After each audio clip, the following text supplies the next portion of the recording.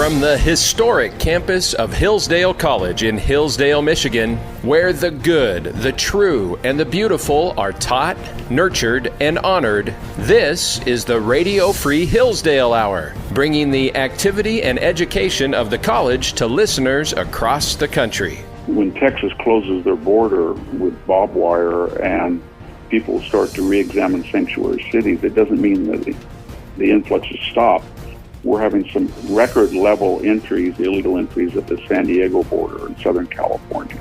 This is your host, Scot Bertram. Welcome to the Radio Free Hillsdale Hour, part of the Hillsdale College Podcast Network. And that's Dr. Victor Davis Hanson, the Wayne and Marcia Buske Distinguished Fellow in History at Hillsdale College, a Senior Fellow at the Hoover Institution, and also author of the upcoming book, The End of Everything: How Wars Descend into Annihilation. We talk in depth with Dr. Hanson today about two recent essays about American culture. Dr. Hanson, thanks so much for joining us. Thank you for having me. Look forward to our talk today, and also look forward to talking soon when The End of Everything is released. We talked today about a couple of your recent writings, one at American Greatness called A Culture in Collapse, and a recent column, American Paralysis and Decline. In that piece, you begin by telling us about the Roman Republic reaching this point where the very idea of what was needed for restoration, the hard medicine, and the reaction to it made it impossible to save the patient. Here we are today talking about Cookie Monster and shrinkflation, and perhaps arguing of parsing polling data. When must we, is it too far to get to the point where we return to serious discussions about our republic? Pretty soon. And I quoted the historian Livian. He continues on with the analysis that the problem is, it's not just that you think the medicine is more dangerous or more discomfort, brings more discomfort than the disease, but the violation of norms has led to a unsustainable but enjoyable affluence, leisure, and people know that can, like an addiction of some type of habitual drug or something or activity. They know it can't continue, but it's very enjoyable while it can, and then they pass off the consequences to either another generation or to some other people. So I think here in the United States, this $1 to $2 trillion deficit, $35 trillion national debt, we all have a pretty comfortable living, but we know that it has to be paid off, or at least has to be reduced. Mm-hmm. And the same thing, I think, is true with the border. We all say, well, 8 million people coming through hasn't affected me. I don't see it because we're 330 million people, but we realize that it's a non-sustainable project. And yet the effort to say, close the border, or we've got to cut federal spending, would earn you a lot of invective that people just don't want to put up with. On the topic of the border, Dr. Hanson, you say we're paralyzed in fear. A theme throughout this piece is a lack of action. Isn't the recent activity, the decision by Governor Abbott in Texas to bus some of those migrants to sanctuary cities and sanctuary states across the country, a testament to what a difference even a little action can make on a subject like this? One, if not one of the two of the top issues in most states. And it's about the polls are running 80% against the president. People do not want an open border, so he's forced to act. But I will say that when Texas closes their border with barbed wire and people start to re-examine sanctuary cities, it doesn't mean that the influx has stopped. We're having some record-level entries, illegal entries at the San Diego border in Southern California.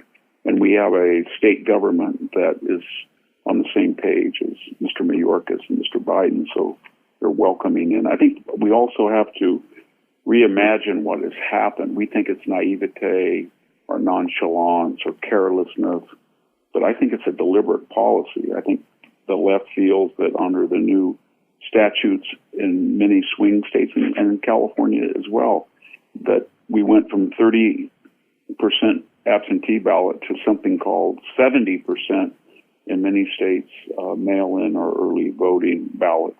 And there's the rate of adjudication has just dropped the ones that have improper addresses or no signatures or they don't match the registrar's list, those ballots have increased and they're not being rejected the same way they should be. A lot of people feel that this is a demographic way of changing the balloting in a way in swing states in a way that the issues will not win over adherence.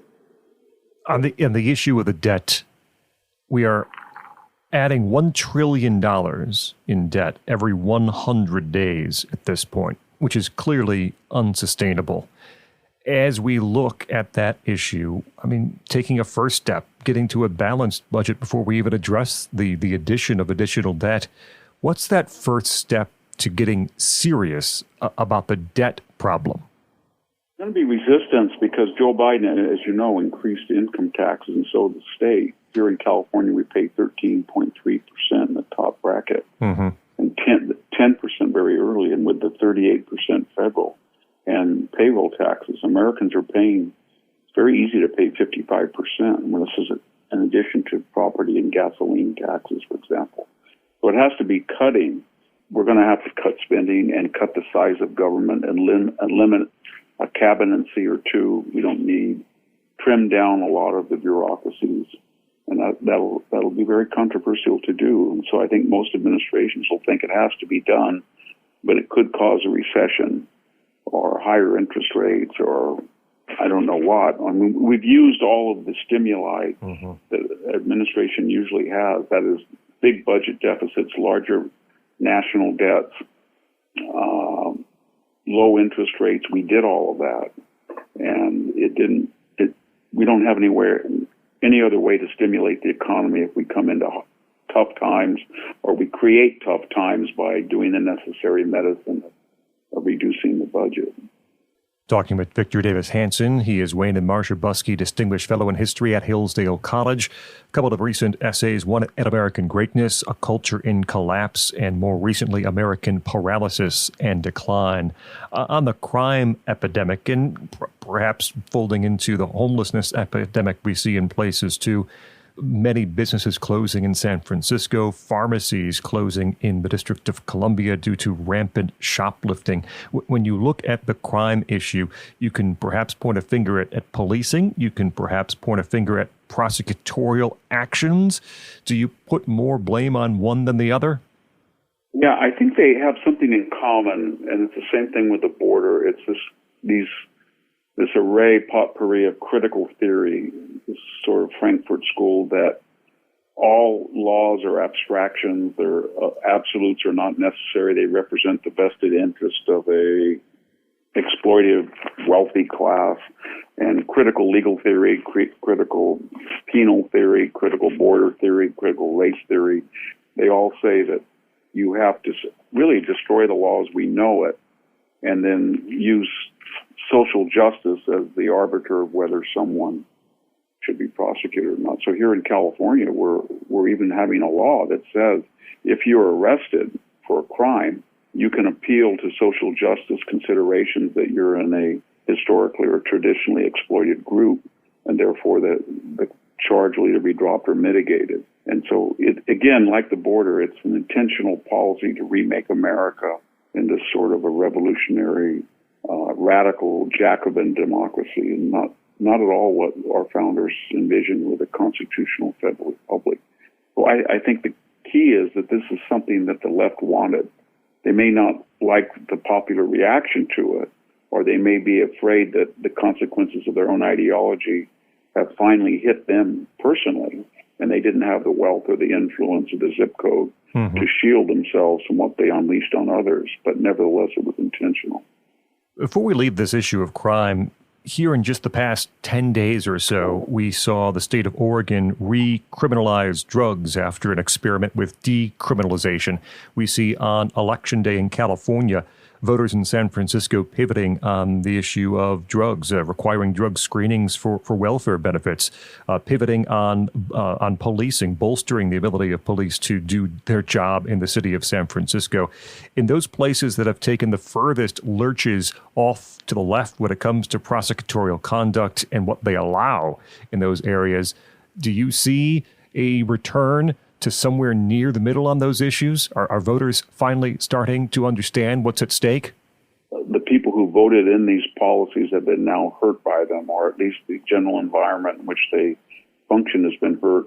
And they're moving toward the center because it reminds me of what Herb Stein, the old Nixon cabinet officer, said, that something that can't go on won't go on. And they understand it cannot go on.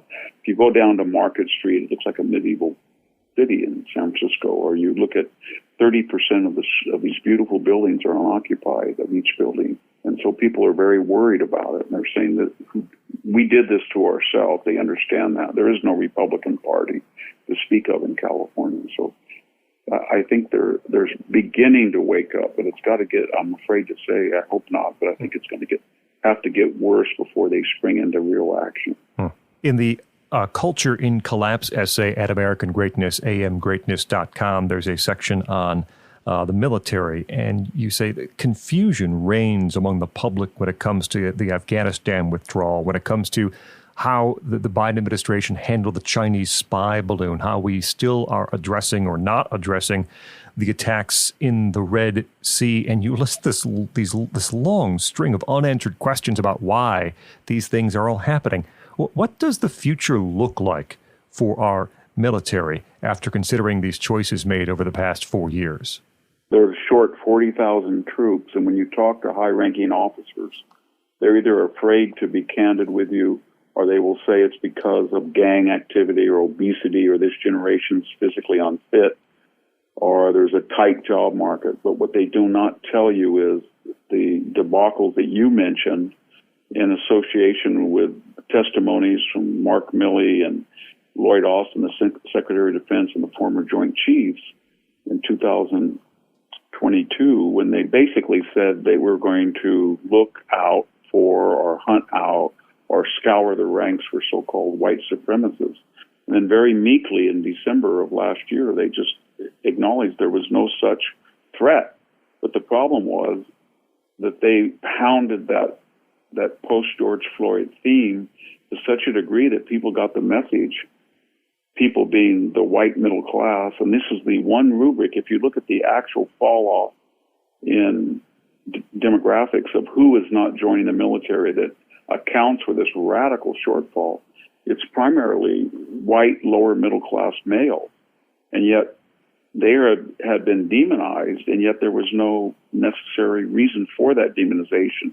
And when you look further, it's even more scary, because in Iraq and Afghanistan, they died at respectively about 73% or 75% of all combat fatalities, and yet they only make up about 33% of the demographic. So to boil it down, for some reason this administration went after a particular demographic, demonized it, who had been dying at twice their numbers in the general population.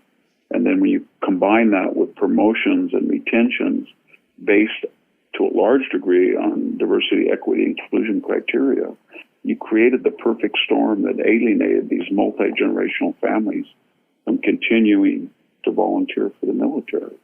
Dr. Victor Davis Hanson with us. His upcoming book, The End of Everything, How Wars Descend into Annihilation. He's also the Wayne and Marcia Buske Distinguished Fellow in History here at Hillsdale College.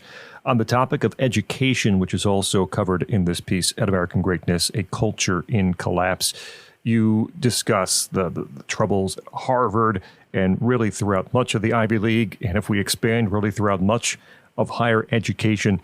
As there has been a parental blowback and more parental awareness about what is happening in K-12 schools across the country, specifically in the post-COVID environment, do you anticipate perhaps a similar parental response now that some of the activities of our Ivy League institutions and just our higher education institutions in general are a little more exposed?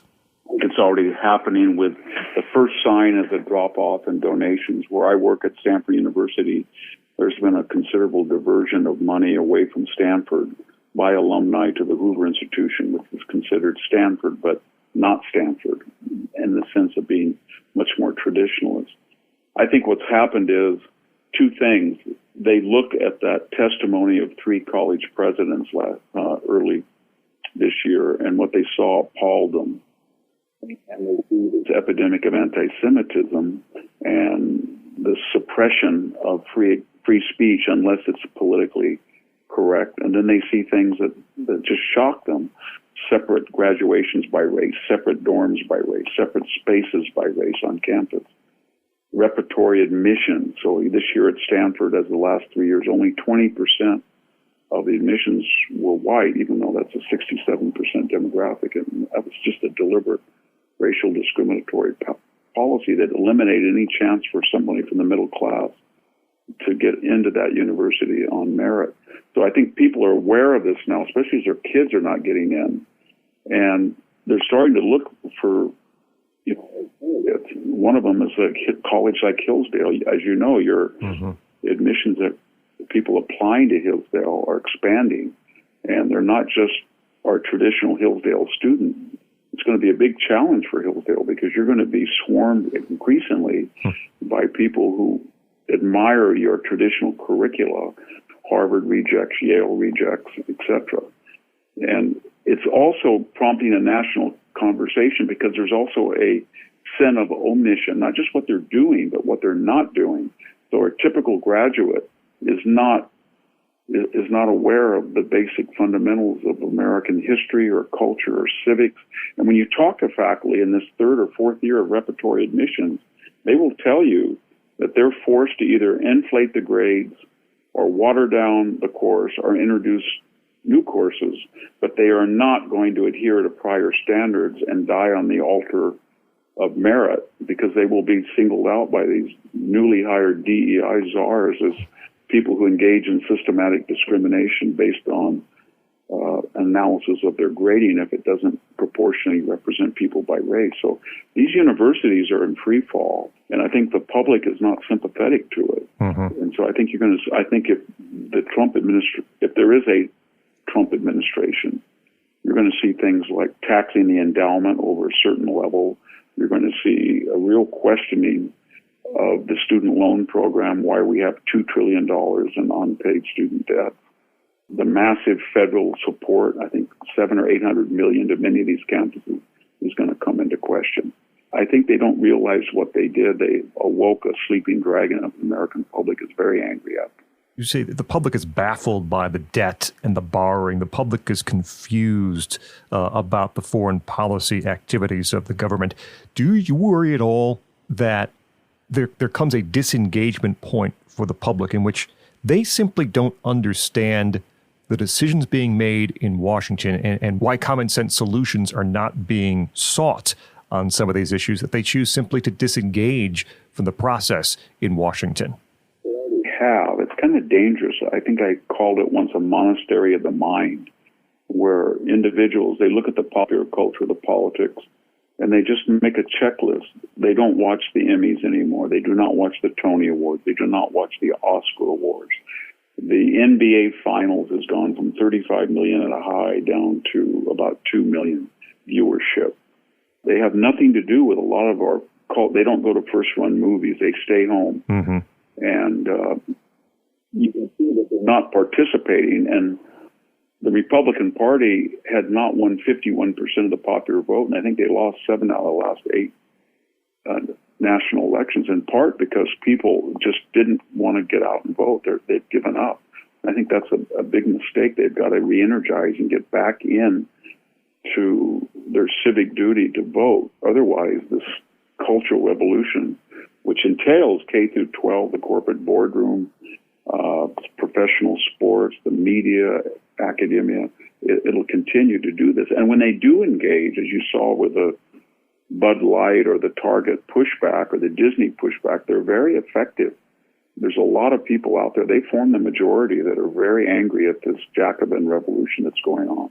And one of the ironies is, if you look at the way that this presidential race is shaping up, Donald Trump, has been criticized for being chaotic and melodramatic, is actually seen by a lot of people as a restoration of normalcy on the border, on crime, on foreign policy, on energy. And that Joe Biden, good old Joe Biden from Scranton, was a thin veneer that sort of covered what was otherwise a very left-wing agenda. And so I think a lot of people politically, socially, culturally want to go back to a traditionalist America. And I think they have the numbers to do it. One final question for Victor Davis Hanson with us here on the Radio Free Hillsdale Hour. I ask you for a bit of projection here. If there is a second Trump administration, as you alluded to previously, and perhaps even Republican control of the House and the Senate in that situation, well, that happened under the first Trump administration, and I think most of us would say there was not enough done during that time frame. What is that thing that will spur a Republican governing majority in Washington to take meaningful action on issues like this during the time that they have the opportunity to do so? Realization, unlike 2016 and 17, that the Republican Party does not view Donald Trump as an anathema or a aberration in the way that, say, Paul Ryan and the House leadership did in 2017, or John McCain did to stop the repeal of Obamacare. For better or worse, the Republican Party is now a middle-class, nationalist, populist party. It's not Reagan-esque, it is. But it's appealing to people of all different ethnic backgrounds and on a class basis. And I think that's new. And Donald Trump, I think, has learned from a lot of his mistakes in the first 4 years. So when you look at something like the Heritage Foundation, they're trying to compile a list of thousands of appointees that would avoid the sort of Omaroso, Scaramucci, haphazard appointment that we saw from someone who had no political experience. And then there's, of course, Donald Trump. He's older. He's had 4 years of governance that most people, according to polls, liked. And so I think there's a lot more optimism that he can get something done, given there's more of his people in power than there were in 2017. Dr. Victor Davis Hanson, Wayne and Marcia Buske Distinguished Fellow in History at Hillsdale College, Senior Fellow at the Hoover Institution, and author of the upcoming book, The End of Everything, How Wars Descend into Annihilation. Dr. Hanson, thanks for your time today. We look forward to talking to you about the new book soon here on the Radio Free Hillsdale Hour. Up next, we talk with Jay Richards, co-author of the new book, Fight the Good Fight, How an Alliance of Faith and Reason Can Win the Culture War. I'm Scot Bertram. This is the Radio Free Hillsdale Hour.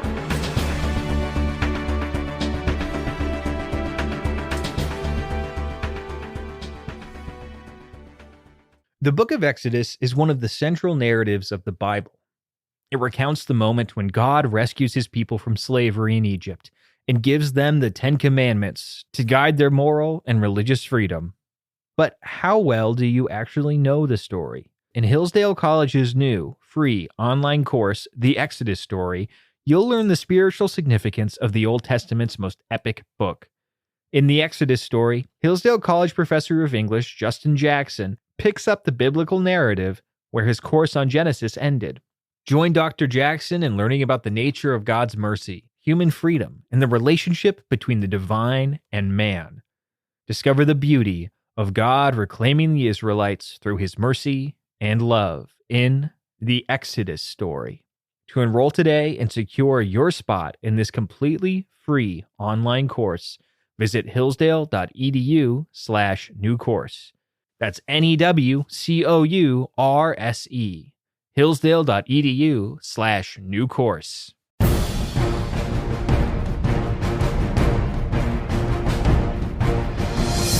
Welcome back to the Radio Free Hillsdale Hour. I'm Scot Bertram. Be sure to join us on Facebook. Search for the Radio Free Hillsdale Hour. We're joined by J.W. Richards. He's director of the Richard and Helen DeVos Center for Life, Religion, and Family, and the William E. Simon Senior Research Fellow at the Heritage Foundation at heritage.org. Also the co-author of the new book, Fight the Good Fight, How an Alliance of Faith and Reason Can Win the Culture War. Jay, thanks so much for joining us. Great to be with you. This book gives action steps to bring believers and common sense Americans together. I guess I want to start by asking the question, is the ballot box not enough anymore for people who believe these things in this way? Is it required on us to do more than perhaps just vote our conscience or vote for our preferred candidates these days? Absolutely. I mean, I think honestly, I think we're in a different era in 2024. I mean, those of us have been involved on the economic and social issues for years, as I have. Up until about 2012, it was sort of easy to describe. I joke that, if you gathered allies together, they looked a lot like the Heritage Foundation internship pool. And then I got involved in this fight over gender ideology about 3 years ago. And what I found is something entirely new, in which you've got just to think of the people sort of arrayed against this. Certainly you got social conservatives, but you also have parents of no particular political or religious persuasion. You have lesbian groups. You have radical feminists. You have atheist evolutionary biologists who think sex is real and not a social imposition. That's something different that I had not seen on any other issue. And then I also noticed that a lot of people that had thought of themselves very much on the left are sort of having an awakening. They notice that, okay, well, if all my friends think it's a good idea to tell kids they could be born in the wrong body, or that a boy can be a girl, or that somebody can be neither, they're obviously crazy. And what else are they maybe crazy about? Wait, I was agreeing with them day before yesterday. What was I crazy about? What do I need to rethink? In other words, this is not an issue in which somebody changes their minds about, tax policy or something. This is the kind of thing that changes people's voting patterns, but even their worldview. And I really think that means we're in a different environment that I think is honestly an opportunity for conservatives. But it's also it's going to require us to figure out, okay, how do we make arguments with these new these new colleagues in arms that we weren't with before? Right. I want to ask about that. You call for an alliance of believers and then anti-woke liberals. And I think of the avatar of this, perhaps someone like Bill Maher, who is certainly a guy on the left and of the left, but on this issue has spoken with some clarity recently on his TV show and elsewhere. How do you convince those who are on the right and are in that alliance of believers to make common cause with someone like Bill Maher, who perhaps disagrees with us on, 80-85% of other issues? Yeah, I mean, that's half the reason for the book. It's both, I hope that, say, anti-woke liberals read the book, but honestly, it's written mainly for religious people, for sort of conservative Catholics and evangelicals and Jews who aren't used to doing this, and so wouldn't actually even know how to make the argument. So half of it is a pitch that this is worth doing and we can do it. But it's not a matter of, sort of the kind of moderate thing in which you just sort of neutralize all the kind of controversial issues. We don't argue that at all. In fact, we got a chapter in this book about that defends natural marriage. This is how I see things, is that those of us on the right side of this issue, this gender issue, we show our credibility and our commitment to public reason and to reality by fighting against this. And so that a lot of people, maybe Bill Maher or some more people that are otherwise, say slightly more flexible, we're in a different rhetorical position in which people, I think, will be willing to listen to the arguments we have on other issues that they would not have been willing to listen to,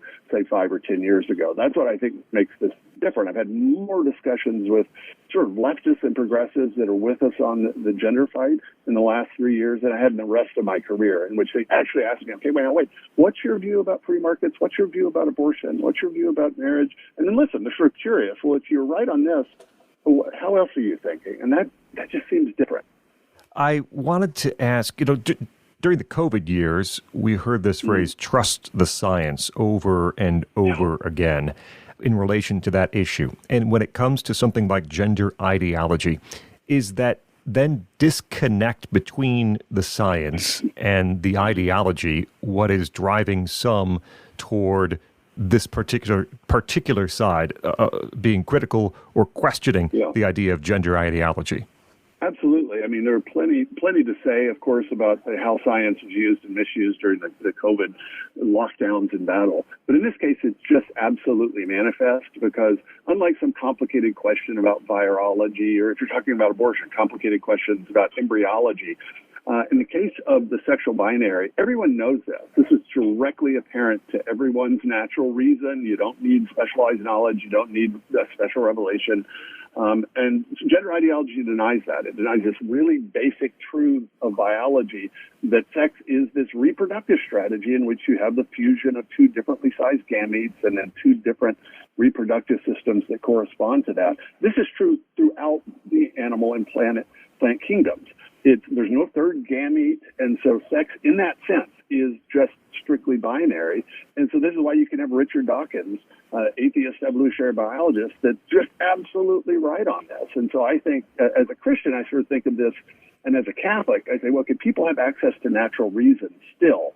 It's flawed, it's broken, but look, people know that murder's wrong, and people know that they're boys and girls, and you don't need special revelation for that. That's how radical gender ideology is. So the claim that, on the other side, that maybe there's some sort of evidence for this stuff, it's completely bizarre and it's laughable, so that even just a moderately educated person with a few tips can, I think, refute someone claiming to speak for science.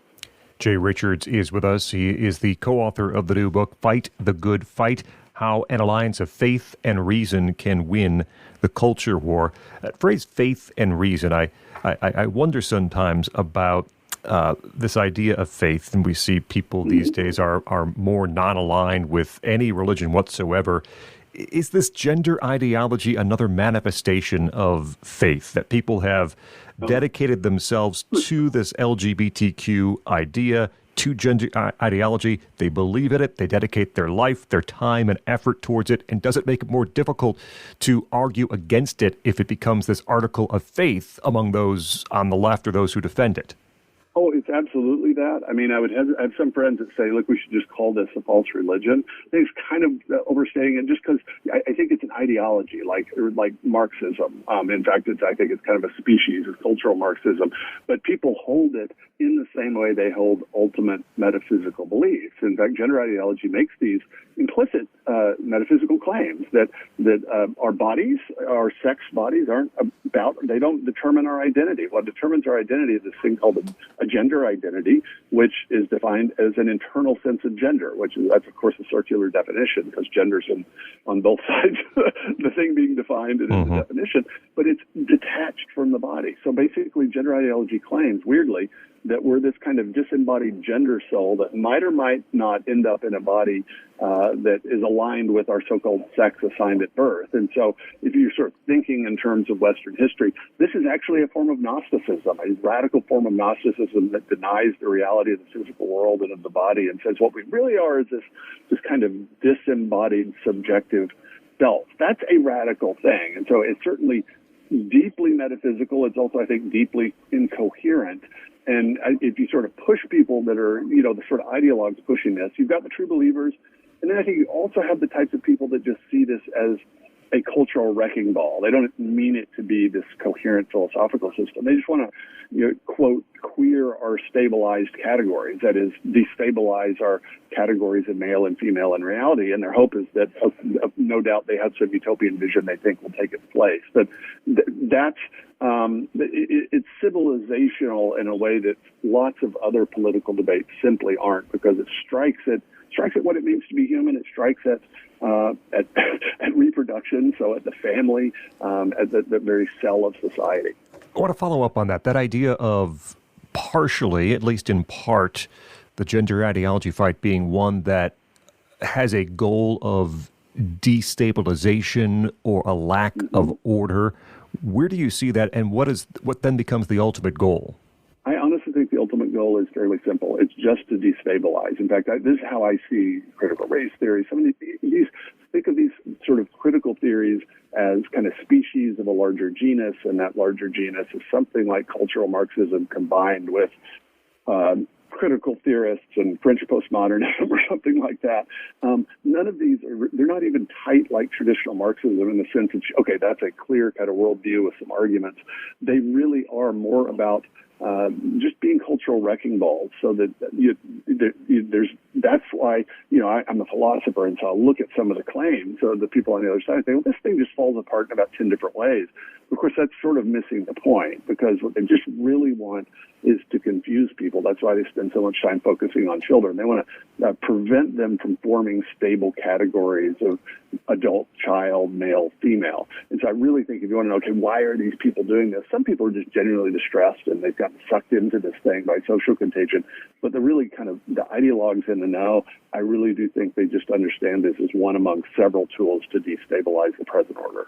Jay Richards with us, his new book, co-author of Fight the Good Fight. On the issue of faith, Jay, as we look to forge these alliances or perhaps see new coalitions develop, it might be uncomfortable for some to introduce the idea of faith into this argument, and it might be not be received appropriately by those who are coming over to perhaps what we would say is our side on this issue. How do you recommend people apply faith in these matters, or perhaps step back temporarily, pull back a little bit? Where does faith enter the equation?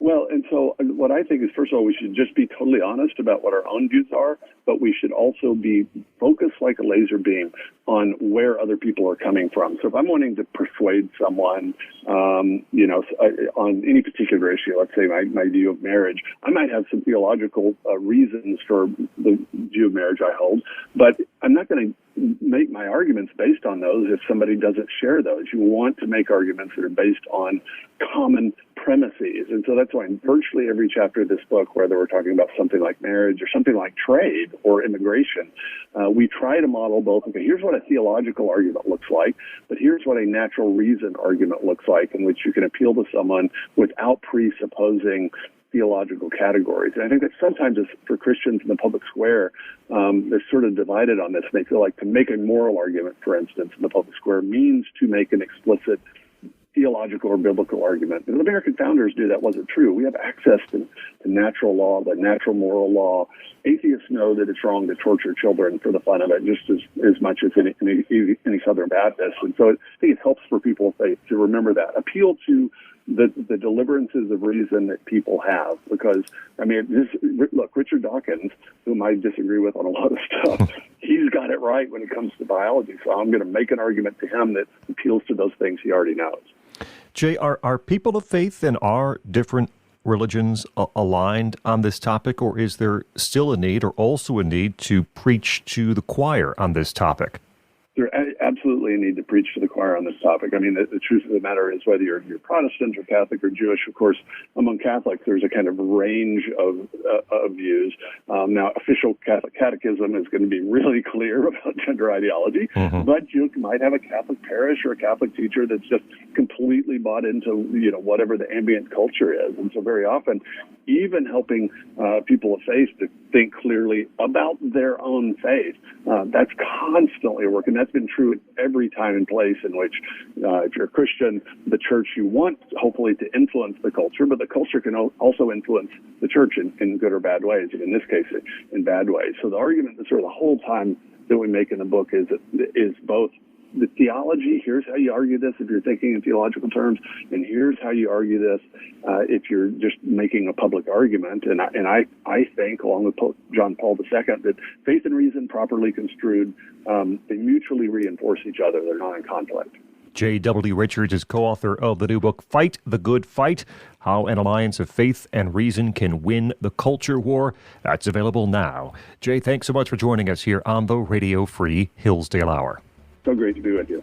Up next, Dr. Jeremiah Regan, recent graduate of Hillsdale's Graduate School of Statesmanship, will discuss his dissertation on the manly virtues of citizenship in early America.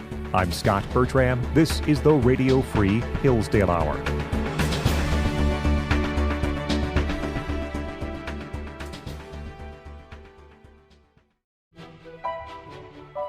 Hello, this is Kyle Mernon, Director of Online Learning here at Hillsdale College, and I have some great news for you today. We brought Hillsdale's popular free online courses to the Hillsdale College Podcast Network. And our next series is The Exodus Story, a course taught by Professor Justin Jackson. After listening to all 8 episodes, you'll have a deeper and more enriching understanding of the Bible's second book. The Hillsdale College Online Courses Podcast, which is hosted by me and fellow director Juan Davalos, expands Hillsdale's mission to provide all who wish to learn the education necessary to preserve the civil and religious liberties of America. And we want you to be a part of it at podcast.hillsdale.edu. Subscribe now to the Hillsdale College Online Courses Podcast to hear new episodes every week with additional commentary and insights from our team. Go to podcast.hillsdale.edu to learn more. That's podcast.hillsdale.edu.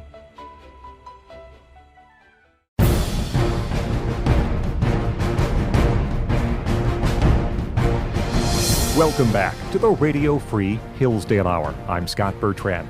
Be sure to sign up for an email every time there's a new episode of the program. Go to radiohour.hillsdale.edu, click the subscribe button, and enter your email address. We're joined by Dr. Jeremiah Regan. He is a recent graduate from Hillsdale's Graduate School of Statesmanship. His doctoral dissertation on the manly virtues of citizenship in the early American Republic. That's what we talk about today. Dr. Regan, thanks for joining us. Thank you for having me. I enjoy listening to your show, and it's an honor to be a guest. Oh, I appreciate it. There is a lot of scholarship, clearly, on the early American Republic and the founding. What do you think separates your recent work here from some of the existing scholarship that's out there? The focus of my research. There is a lot of scholarship on the character of early Americans and their institutions, but few focus at length on these manly, assertive virtues that were so characteristic of the early American Republic. There's three schools of thought that I identify in my dissertation. First are those scholars who say that these virtues are not virtues at all. They're really tools of oppression. They're made for subjugating blacks, women, Indians. And so they look at these things with disapproval. There's another school that looks at the founding generally as good, but focuses on institutions, focuses on the virtues of peace, things like wisdom and justice, temperance, moderation. Those were essential virtues during the founding era in the early American Republic. However, that wasn't the complete picture of virtue. There had to be these other characteristics that allowed the Americans to fight for their freedom, that allowed them to defend those freedoms and to forge a nation out of a wilderness. And that's the focus of my dissertation. How did the founders generally understand virtue, and why did they believe it was necessary for self-government? In general, the founders looked at virtue in a way that's similar to the ancients and to Christians. They weren't envisioning a new version of humanity. They were looking at how to apply the timeless reality and truths about human nature to their present circumstances. Virtue was necessary for human excellence and for happiness, the kind of things we see in the Declaration of Independence. To be a good man meant you had to have complete virtue. In a republic, it also allows you to keep the government small. The more that men do on their own, the fewer requirements they have for government. We see this in John Adams' famous quotation about the Constitution being for a moral and religious people and unsuited for any other. That quotation comes from a letter to the Massachusetts militia in which he is praising them for asserting themselves as citizens and taking on citizen duties. That sentence comes right after a sentence in which he says, our government is unsuited to deal with the passions and the depravity that can come from human nature unless citizens have their own virtues. This is also echoed in Federalist 55 by Madison when he says Republican government presupposes excellence in human nature. If those excellencies don't actually exist, nothing but the chains of despotism will protect man from another man. Talking with Dr. Jeremiah Regan, his recent doctoral dissertation on the manly virtues and citizenship in the early American Republic. Now, you use the phrase manly virtues in that title as opposed to, say, just virtue. What would you say the qualities of manly adding to the concept of moral excellence? What does that entail? These are the virtues that are characteristic of men, and by that I just mean literally male adult human beings. They are virtues that involve fighting, building, exertion, courage, vigilance, perseverance, and even the phrase manliness itself. The founders and early Americans frequently use the word manly or manliness to describe the type of character that a free citizen needed to have. So, in short, these are virtues that apply primarily to male citizens. How did the founders and our early leaders inculcate these virtues into the citizenry? And then for many years afterwards, how was it passed down? Yeah, in ordinary ways, through education, through religious instruction, through custom, honor, and shame, these qualities were honored and the lack of these qualities was shamed. And also through laws. The founders and early Americans were, in a way, citizen sovereigns, and their elected representatives passed laws of which they approved that required them to perform citizen duties, like training and being prepared to serve in the militia, like assisting law enforcement in upholding the law. So these laws told the citizens what they needed to do and had requirements for them that they had to fulfill, and in that way educated and cultivated them towards moral excellence, including these manly virtues. What kind of citizen responsibility was accompanied with the founders' conception of virtue? In other words, what was expected of a virtuous citizen in America? First, ordinary things like obeying the law and avoiding injury towards others. Then kind of shifting for yourself. Remember, the government is small. We're not looking at welfare laws. We don't have massive government programs. That means you needed to be industrious, provide for yourself, aid your neighbors. Benjamin Franklin wrote a letter to those who were considering emigrating to the United States, and he said, "You're welcome if you're willing to work. There's no free rides here. You need to be industrious." And also, the early Americans and the founders believed that the primary purpose of government was protection of life, liberty, and property. And citizens performed duties in assisting government in that primary purpose. They served in the militia, that's defense from foreign enemies. They helped their elected law enforcement officials uphold the law, that's protection from domestic criminals. And these were ordinary parts of life in the early American Republic that most Americans were eager to perform. They liked that kind of manly spirit of defending their country, their state, their home from foreign and domestic enemies. You mentioned a little bit ago citizen participation in law enforcement, upholding the law. Can you elaborate a bit more on what that looked like? In the early American Republic, there were very few professional law enforcement officers. There was no municipal police like we have here in Hillsdale. We have the city police. That didn't exist until the mid-1800s. There would usually be a sheriff who was elected by the people, and he would maybe have a deputy. There would maybe be a constable. But in a county, there would generally be only a handful of elected law enforcement officials. That was sufficient for basic law enforcement functions, delivering warrants and stuff like that. But when a problem got out of hand, when there was a serious criminal threat, perhaps there was a gang that was operating in the area or a murderer that needed to be found, the sheriff would call on the citizens of the county to assist him in putting down a riot, capturing the murderer or the thief or the rapist. And these citizens would grab their muskets, grab their packs, which they had because they were required to serve in the militia, and they were also trained, and they would go and help the sheriff perform his duties. Talking with Dr. Jeremiah Regan, his doctoral dissertation, The Manly Virtues and Citizenship in the Early American Republic. Did you get to a point in your research in which things shifted or changed? Have we in some ways lost these virtues? Yes, unfortunately we have. Now, I'll issue a caveat. Many individuals still possess these virtues. I just had the chance to do a cold plunge in a frozen mountain lake with some former military men who are honorable, godly men, and they possess these virtues in spades. So they still exist. Modern American government is designed to fulfill many of the duties that citizens were previously responsible to fulfill. And we find that Americans tend to delegate many of their former citizen duties. They delegate protection to the police and the military almost exclusively. They delegate education of their children to state schools. They delegate care for their health to massive insurance companies and doctors. This shift started after the Civil War, and I'm painting in broad strokes here, but the influx of the progressives, the people we love to beat up on here at Hillsdale, deservedly so, changed the conception of citizenship from sovereigns who are responsible for themselves and their republic to a regime that's ruled by technical experts. And those technical experts include professional military, professional police, and all the other professions that took on the task of governing large swaths of human life. Do you think that there's a desire to return to some of these virtues that were found more prevalent in the early days of the Republic, or have we shifted too far away from that original vision? I think there is an appetite to return to the older way of life. I think that the promise that modern government makes has demonstrated itself to be false to many people.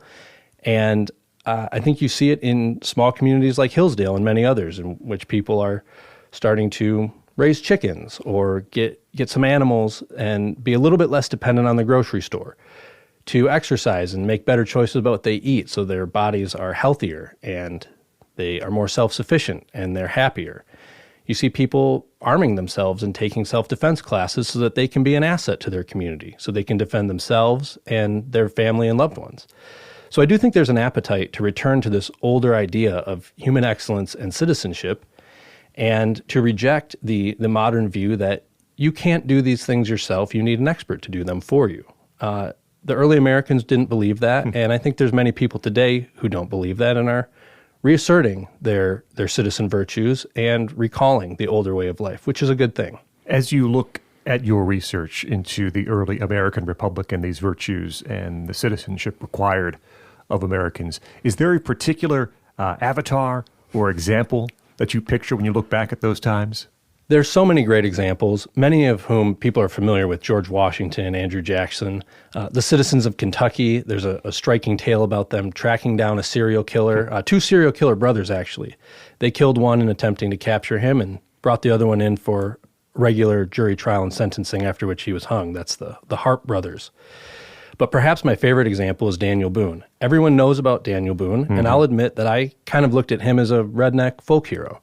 And he is that. He was a great trailblazer and hunter, and he's admirable in a common sense way. But he was also an ardent patriot. He sacrificed much of his personal wealth. As he writes in his brief memoirs, he lost two of his beloved sons, his brother, an entire fortune of cattle and horses, all to help spread the blessings of liberty to the frontier. A very remarkable man who epitomized these virtues and employed them for the benefit of, yes, himself and his family, but also his fledgling nation. So my admiration of Daniel Boone grew immensely during my research. Newly minted Dr. Jeremiah Regan, a recent graduate of Hillsdale's Graduate School of Statesmanship, and his doctoral dissertation on the manly virtues and citizenship in the early American Republic. Dr. Regan, thanks so much for joining us here on the Radio Free Hillsdale Hour. Thank you so much for having me, Scott. That will wrap up this edition of the Radio Free Hillsdale Hour. Our thanks to Dr. Victor Davis Hanson. We talked about his essays, American Paralysis and Decline, and A Culture in Collapse. Jay Richards, his new book, Fight the Good Fight, and Dr. Jeremiah Regan on the manly virtues in early America. The Radio Free Hillsdale Hour is recorded at the studios of WRFH, the student-run radio station at Hillsdale College. Remember, you can hear new episodes every week on this station. You also can find extended versions of some of our interviews or listen anytime to the podcast. Find it at podcast.hillsdale.edu or wherever you get your audio. The assistant producer of the program is Sam Lair. Until next week, I'm Scot Bertram, and this has been the Radio Free Hillsdale Hour.